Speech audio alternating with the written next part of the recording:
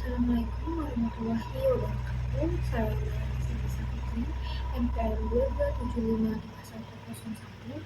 Di sini saya akan menjelaskan materi pertemuan kedua akuntansi keuangan menengah, yaitu penyajian laporan keuangan.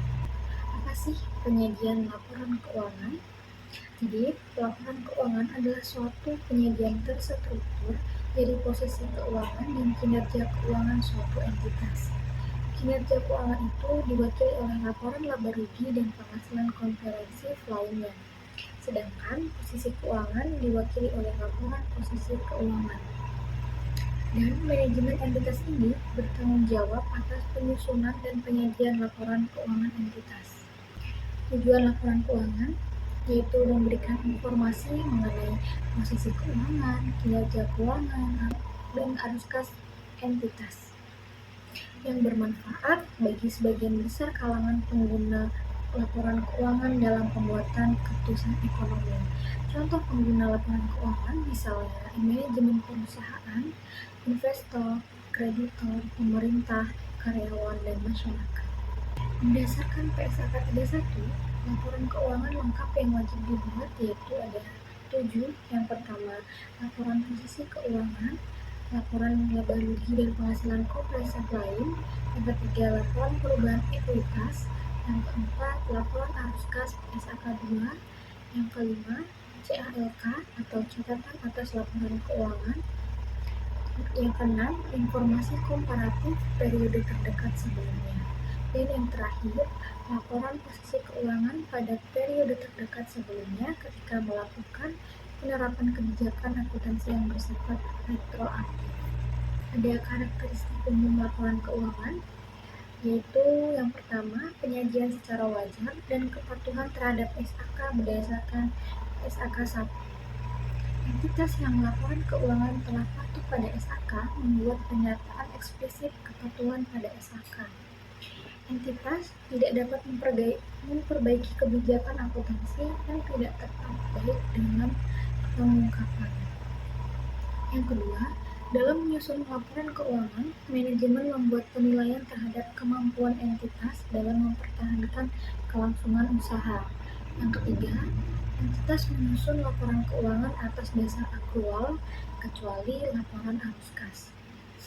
Yang keempat, entitas menyajikan secara terpisah setiap kelas pos serupa yang material dan menyajikan secara terpisah pos yang memiliki sifat dan fungsi yang tidak serupa, kecuali tidak material.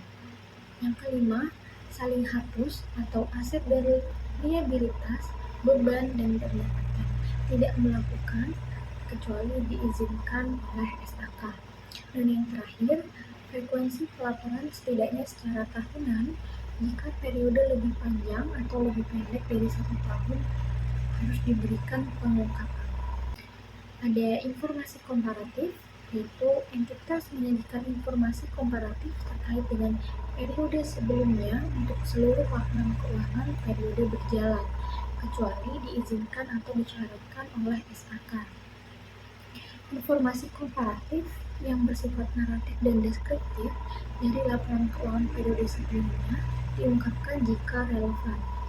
Entitas menyajikan minimal 2 laporan keuangan, 2 laporan laba rugi dan penghasilan komprehensif lain, dan 2 laporan laba rugi terpisah, 2 laporan arus kas, dan 2 laporan perubahan ekuitas serta CALK. Entitas dapat menyajikan informasi komparatif sebagai tambahan sepanjang informasi tersebut disusun sesuai PSAK atau ISA. Informasi komparatif terdiri 1 atau lebih laporan keuangan, namun tidak laporan keuangan yang lengkap. Entitas juga tidak disyaratkan untuk menyajikan seluruh laporan keuangan sebagai komparatif tambahan, dan entitas disyaratkan menyajikan dalam CALK informasi komparatif yang terkait dengan laporan tambahan. Berikutnya ada perubahan kebijakan akuntansi, penyajian kembali, retrospektif, atau reklasifikasi.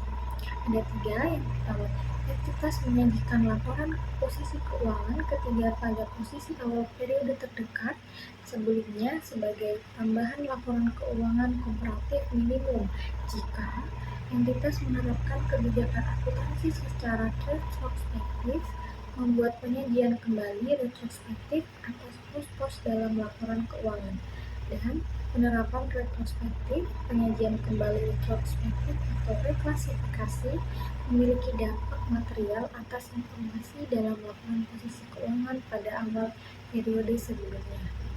Yang kedua, entitas menyajikan 3 laporan posisi keuangan pada akhir periode berjalan, awal periode sebelumnya, dan awal periode.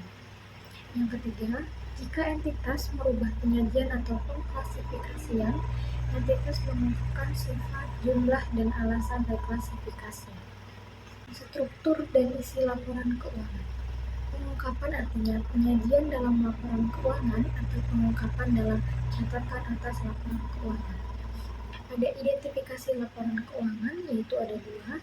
Entitas mengidentifikasi laporan keuangan secara jelas dan membedakan dari informasi lain dalam dokumen publikasi yang sama. Yang kedua, menyajikan informasi berikut. Yang pertama, nama entitas dan periode laporan. Kedua, apakah laporan satu atau kelompok. Yang ketiga, tanggal akhir periode atau periode yang dicakup. Yang keempat, mata uang pelaporan. Dan yang terakhir, pembulatan yang digunakan. Laporan posisi keuangan. Informasi yang minimal disajikan dalam laporan keuangan dapat ditambahkan jika penambahan tersebut relevan. Penyajian dalam line sendiri atau notes tergantung dari materialitas informasi tersebut. Pos tambahan, judul subtotal boleh disajikan sepanjang relevan. Penyajian aset lancar dan tidak lancar, dan liabilitas jangka pendek dan jangka panjang sebagai klasifikasi yang terpisah, kecuali penyajian berdasarkan likuiditas memberikan informasi yang lebih relevan dan dapat diandalkan, maka digunakan urutan likuiditas. Pembedaan lancar dan tidak lancar berdasarkan realisasi atau penggunaan aset, penyelesaian kewajiban atau liabilitas dalam jangka waktu 1 tahun. Minimum line item. Yang pertama ada aset tetap, yang kedua properti investasi, yang ketiga aset tak berwujud, yang keempat aset keuangan tidak termasuk jumlah yang disajikan pada poin E, H, dan I. Yang kelima, investasi dengan menggunakan metode ekuitas. Yang keenam, aset biologis sesuai PSAK 69. Yang ketujuh, persediaan. Yang ke-8, piutang dagang dan piutang lain. Yang ke-9, kas dan setara kas. Yang terakhir, total aset yang diklasifikasikan sebagai aset yang dimiliki untuk dijual sesuai PSAK 58. Ada aset dan liabilitas jangka pendek. Klasifikasi aset lancar jika mengharapkan akan merealisasikan aset atau bermaksud menjual atau menggunakannya dalam siklus operasi normal. Memiliki aset untuk tujuan diperdagangkan, mengharapkan akan merealisasikan aset dalam jangka waktu 12 bulan setelah pelaporan. Kas atau setara kas PSAK 2 kecuali aset tersebut penggunaannya untuk menyelesaikan liabilitas sekurang-kurangnya 12 bulan setelah periode pelaporan. Entitas mengklasifikasikan aset yang tidak termasuk kategori tersebut sebagai aset tidak lancar. Klasifikasi lintas jangka pendek jika memperkirakan akan menyelesaikan liabilitas tersebut dalam siklus operasi normalnya. Memiliki liabilitas tersebut untuk tujuan diperdagangkan. Liabilitas tersebut jatuh tempo untuk diselesaikan dalam jangka waktu 12 bulan setelah periode pelaporan, tidak memiliki hak tanpa syarat untuk menunda penyelesaian liabilitas selama sekurang-kurangnya 2 bulan setelah periode pelaporan. Ada laporan laba rugi dan penghasilan komprehensif lain. Pertama, penghasilan komprehensif adalah laporan keuangan, aset atau liabilitas.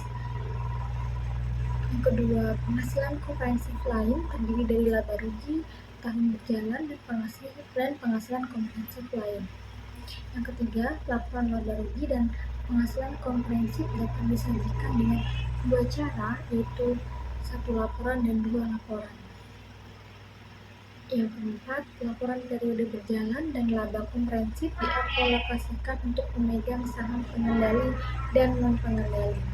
Yang kelima, klasifikasi beban berdasarkan fungsi dan sifat.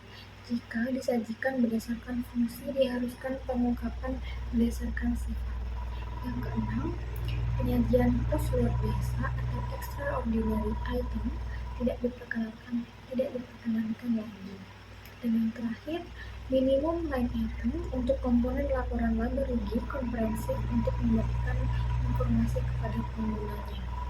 Penghasilan komprehensif lain berisi pos-pos dan penghasilan dan beban yang tidak diakui dalam laporan laba rugi sebagaimana disyaratkan atau diizinkan oleh SAK. Laporan perubahan ekuitas menunjukkan total laba rugi komprehensif selama satu periode yang didistribusikan kepada pemilik, entitas induk, dan pihak non-pengendali. Yang kedua, untuk tiap komponen ekuitas pengaruh penerapan retrospektif. Laporan perubahan ekuitas atas CALK. Yang pertama, analisis penghasilan komprehensif lain berdasarkan pos, jumlah dividen yang didistribusikan kepada pemilik dan nilai dividen per saham diungkapkan dalam CALK. Penyajian dibedakan untuk masing-masing kelas. Yang pertama, modal disetor. Yang kedua, saldo akumulasi dari penghasilan komprehensif. Yang ketiga, saldo laba. Selanjutnya ada catatan atas laporan keuangan. Menyajikan informasi dasar penyusunan laporan keuangan dan kebijakan akuntansi, mengungkapkan informasi yang disyaratkan SAK yang tidak disajikan di bagaimanapun dalam laporan keuangan. Dan penyajian CLK dilakukan secara sistematis. Baik, itu saja yang dapat saya sampaikan atau saya jelaskan. Kurang lebihnya saya mohon maaf. Saya akhiri. Wassalamualaikum warahmatullahi wabarakatuh.